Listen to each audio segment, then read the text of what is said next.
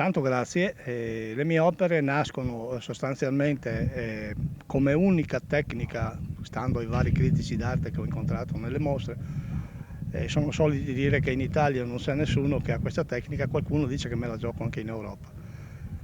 E il perché è presto detto. Ora, questo è un tridimensionale sul piano, che è già molto difficile da fare, e in più diciamo che la ciliegina sulla torta è che io non uso nessun colore, ma questi sono tutti legni al colore naturale, di così come sono, provenienti da tutto il mondo e certificati. L'unico trattamento che subiscono questi quadri, che sono delle pitture e sculture, è quello di una mano di olio a contatto alimentare, di una bacca brasiliana che non unge, penetra e nutre, quindi non hanno proprio niente. Io la natura non la tocco, la lascio così com'è e ricavo queste cose.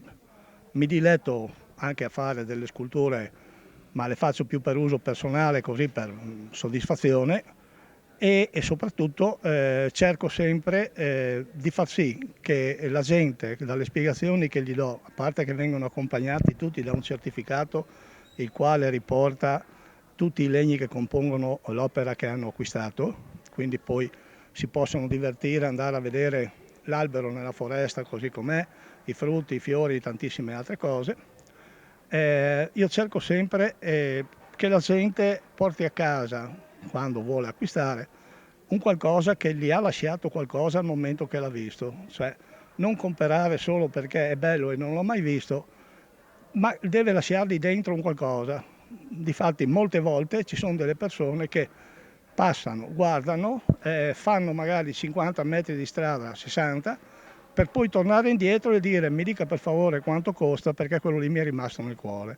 Ecco, questo è quello che io voglio portare all'interno delle case, più che l'opera in se stesso, portare un'emozione.